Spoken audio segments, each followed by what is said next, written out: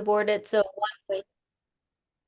a one-way message, not much discussion. So is it appropriate for my opportunity here to be a question and answer type session? Or is there another avenue for that? Typically, if the board members have a question, they'll follow up with questions after the person's presented. Or if there's other board discussion, typically that happens at the end of the meeting during board comments. So a back and forth, that's not really what this time was designed for. Okay, sounds great. I will email my questions to the board and then just speak with you outside of this meeting. Okay, Might be more appropriate. sure. Right, thank you. Thank you, Winnie.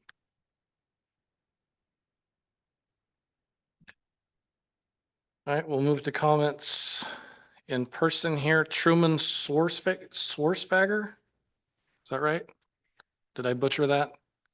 Okay.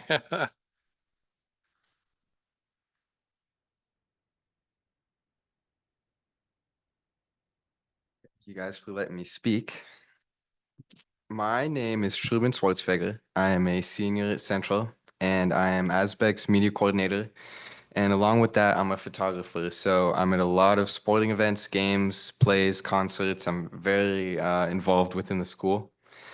I think it's important to state that doing this is fairly out of character for me. I wouldn't usually do this. And many of you might have seen that I've been pretty active on social media lately regarding the issues that have come up. And I'd like to make it clear that I'm not here to talk about Miss Waite and my opinion on that. I think I want to make it clear that I have a bigger picture concern than to attempt to speak about that. Like I said, I'm a senior at Central, and during my time in high school, I have been a student under a constant changing administration. Obviously, I know that's not common. It's not common for a student to have 4 different principals during their time in high school. I think my first main point is the introduction of the new principal. I won't say his name. I actually am not 100% sure of his name. I think I saw 1 or 2 parent square messages about the introduction of him to the school. I'm not sure why that is, but the students don't know who he is. If it was me, I would have had a school-wide email go out introducing who he is, why he's here, and what he's doing. None of that seemed to happen. And it makes me wonder how you can lead a school without the students knowing who's leading them, and also what's being done to aid the process of implementing him into a school's administration mid-school year. At this point, I think it's important for you guys to hear a student's perspective, because I don't see many students speak at these, or I wouldn't be here. One of the main goals of ASBEC is to plan and facilitate our events so that we can drive up school spirit. I think that's probably one of the biggest goals, is to just enhance school spirit and student engagement from the beginning of the year to the end, and then set that up in a way that the trajectory that we built will go on for the next few years. When we have so much change in the admin, there's changes to policy, like big policy. And when policies like that change, there seems to be a direct correlation between that big policy change and school spirit and student engagement going down. It also doesn't help when the policy that admin can agree on don't seem to be upholded with the students or the staff. And that can cause a lot of confusion because the students see one thing but not being punished, and they think the other. Last month, our spring fling dance got canceled due to lack of chaperones, and that was not only canceled day of, but at about 1 p.m. the day of, in the middle of an assembly. I have been told, and I'm not 100% sure, I'd like a fact check on that, but that teachers have like 8 hours of volunteer work for the school that they're contracted to do. And I was one of the students who went around to ask teachers if they would chaperone for the dance, and an overwhelming number of them not only said no, but they're not nice about it. They have such a distaste for volunteering at these school events. And it makes me ask, if the staff isn't willing to get engaged, it's a lot harder for the students too. I'll finish this up with, it might be a big ask for some of you guys.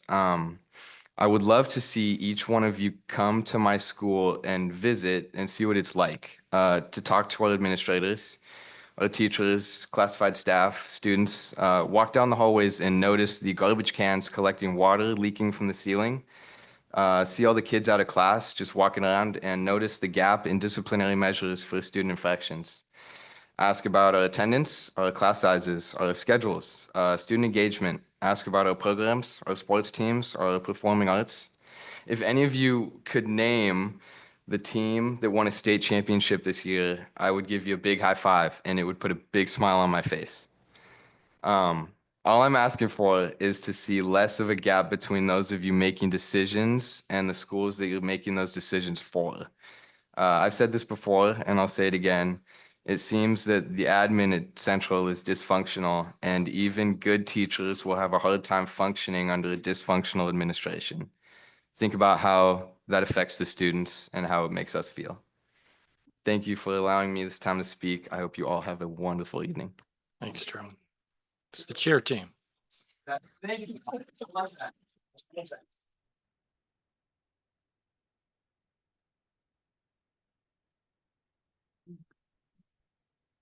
Barbara Harriman.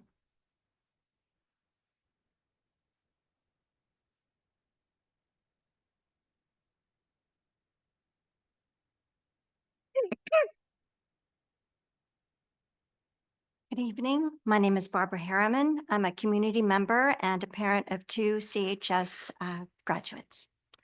I'm outraged with the lack of leadership and transparency of Central School District. It is time for the school board to investigate and act upon the systemic issues under the current administration. There have been news articles, letters from community members, teachers, classified staff, and students raising concerns. Why do certain members of the board continue to follow the status quo recommendation of the current administration? I urge the board to investigate the following concerns of stakeholders in this community who are also taxpayers and approve or fail future bond measures. Leadership concerns.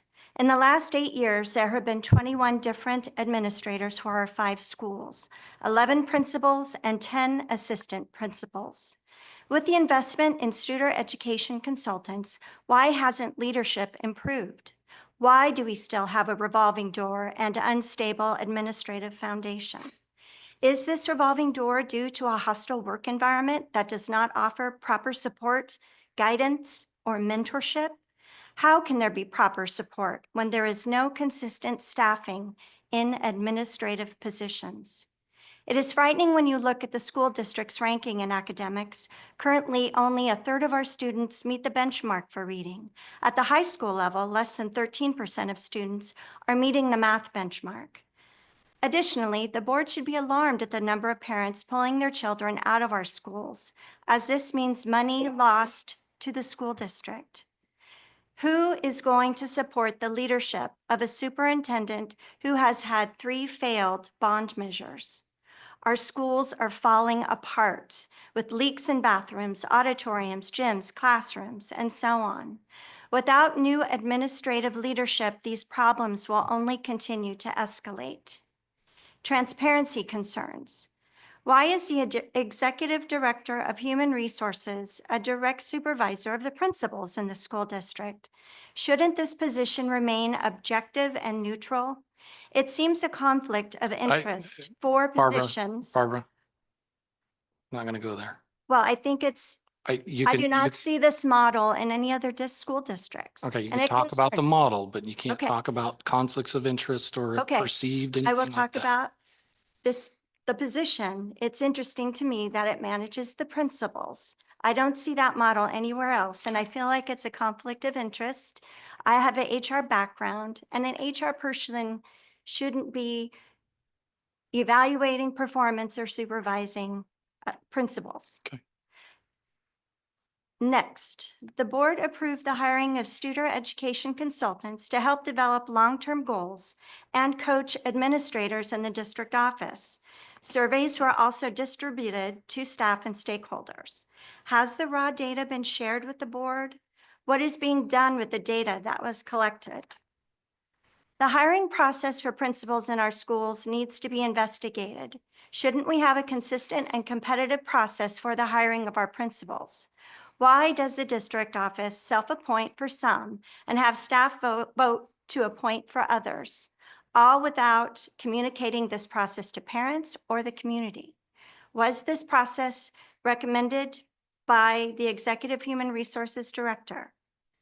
The district office administrator should be fostering growth and building trust with all stakeholders, but all I see is a hostile work environment that is toxic and unstable. It is time to investigate and offer support to our staff and students so we may live up to the district's mission to build an inclusive culture of belonging and learning for the success of the whole child, whole educator, and whole community. This mission statement is crystal clear, and you are utterly failing at it. Thank you for your time and your service.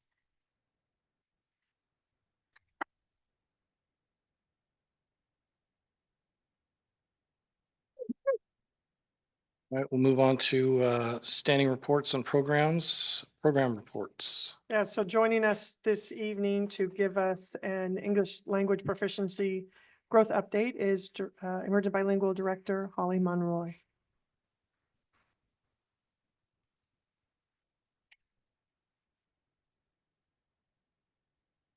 Good evening, Superintendent. In a second, they're going to pull up the presentation.